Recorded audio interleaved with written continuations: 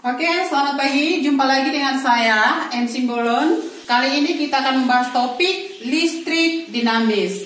Listrik dinamis ini merupakan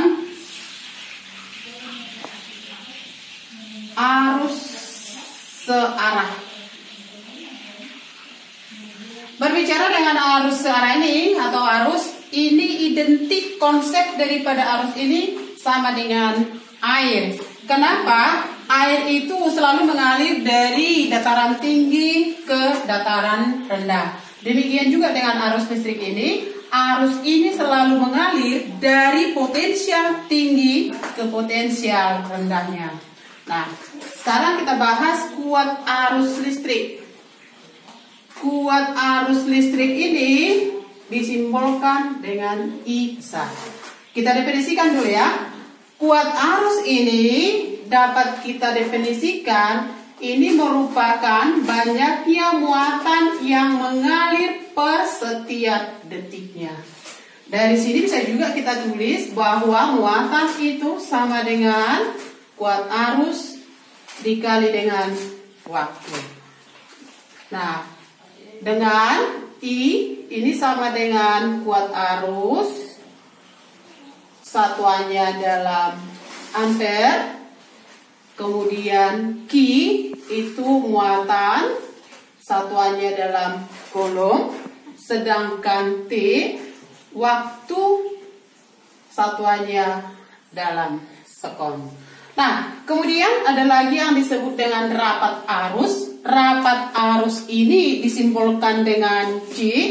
Ini sama dengan banyaknya arus listrik yang mengalir per setiap luas penampang. Ini kuat arus itu satuannya dalam ampere per meter kuadrat. Kemudian I-nya itu satuannya dalam ampere. Kemudian luas penampang itu satuannya dalam meter persegi. Kemudian kita lanjut lagi ke hukum Ohm dan hambatan. Berbicara dengan hukum Ohm ini tidak lain dari besaran, tegangan, kuat arus, dan juga hambatan.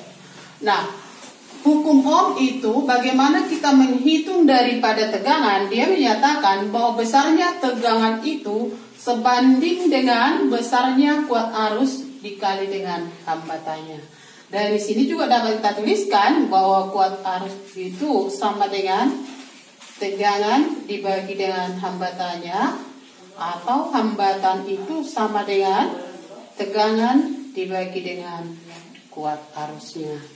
Dengan catatan di sini bahwa P itu sama dengan tegangan, satuannya dalam volt, I kuat arus, satuannya dalam ampere. Kemudian R itu hambatan atau resistansi. Ini satuannya dalam ohm. Sedangkan untuk alat untuk mengukur daripada tegangan ini disebut voltmeter. Untuk mengukur daripada kuat arus, alatnya adalah amperemeter. Dan untuk mengukur besarnya hambatan itu disebut dengan ohmmeter. Kemudian sampai kita kepada hambatan. Hambatan ini nanti tergantung kepada jenis daripada bahannya itu yang disimbolkan dengan R. Untuk menentukan besarnya hambatan yang terdapat dalam suatu bahan itu sama dengan hambatan jenis dikali panjangnya per luas penampang. Jadi kalau ibu gambarkan di sini ada sebuah bahan. Ini tentu punya luas sebesar A. Panjang bahan ini L. Nah, bagaimana kita menentukan daripada R di sini? Ini tentu mempunyai massa jenis bahan atau hambatan jenis bahan. Maka dapat kita hitung hambatan dalam bahan ini sama dengan Hambatan jenisnya dikali dengan panjang daripada bahan ini dibagi dengan luas penampangnya. Dengan catatan di sini bahwa hambatan ini sama dengan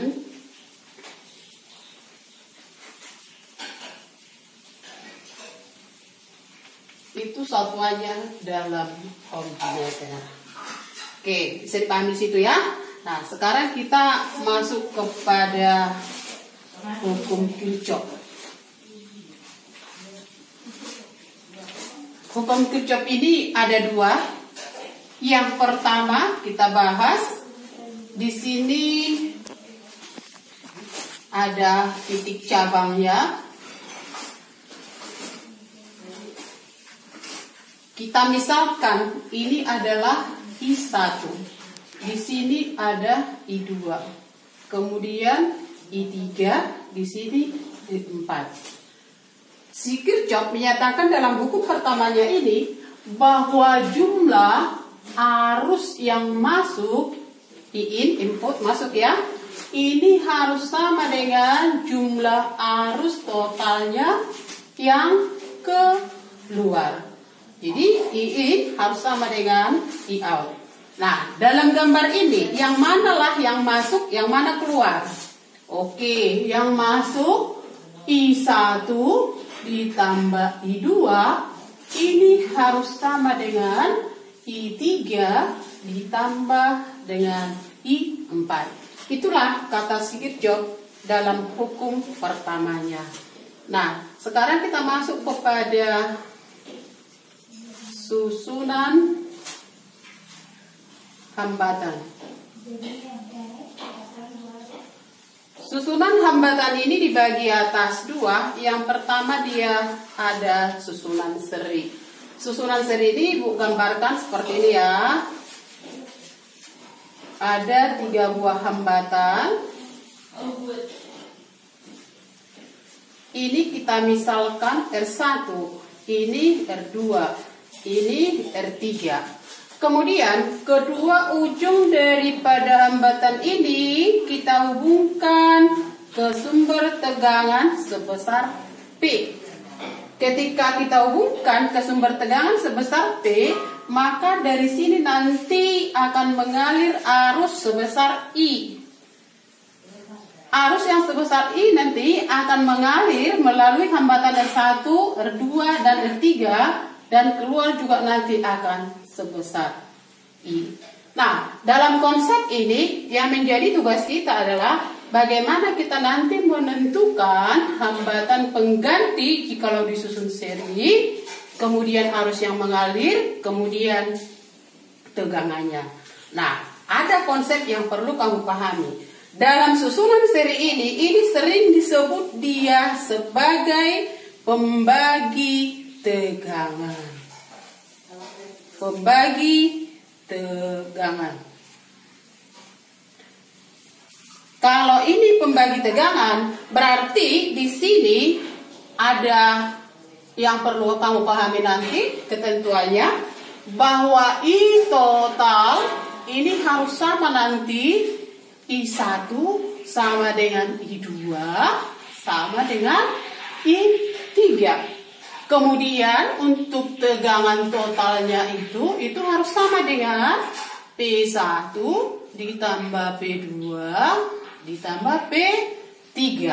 Terus bagaimana hambatan penggantinya di sini? Bahwa hambatan susunan serinya S-seri ya, ini hambatannya, ini harus sama dengan R1 ditambah R2 ditambah R3. Oke, untuk yang kedua, paralel. Susunan paralel ini perhatikan, dibuat di sini ada 3 buah hambatan.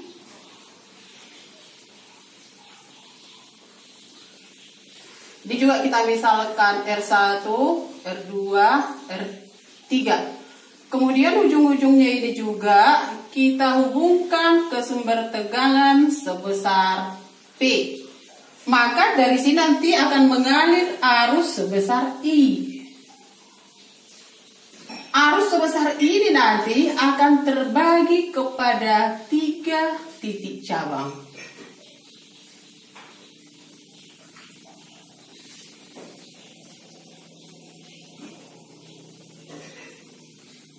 Maka dalam hal ini rangkaian atau susunan paralel ini disebutlah ini pembagi arus.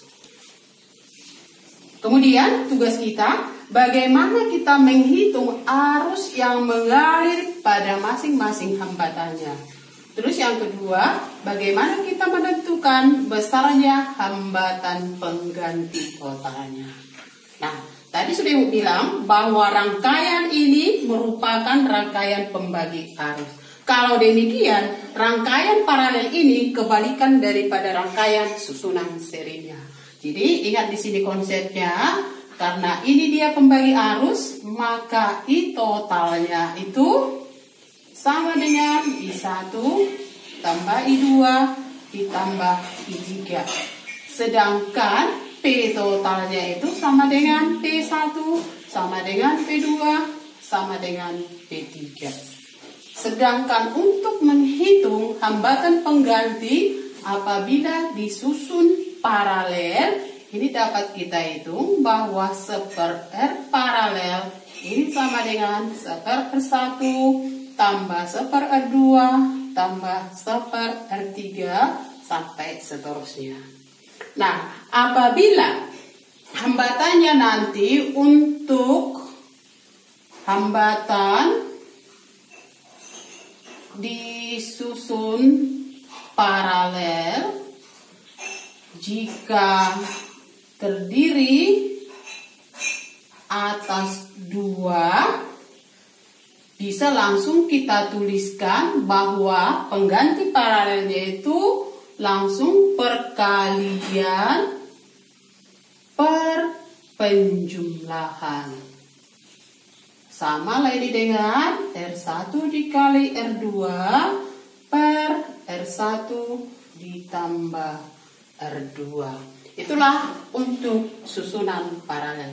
Nah, di rumah bagaimana kita membedakan yang mana disusun paralel dan yang mana disusun seri? Khususnya perhatikan lampu. Lampu kalau misalkan dia satu stroke kontak, kita hidupkan, hidup bersama dia, kita matikan mati bersama. Itu contoh dia apabila disusun secara seri. Sedangkan kalau paralel dia, kita matikan satu, yang satu lagi hidup, itu contoh paralel.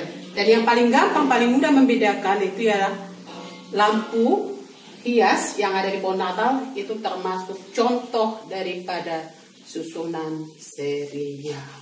Oke, sampai di sini kita sambung minggu depan.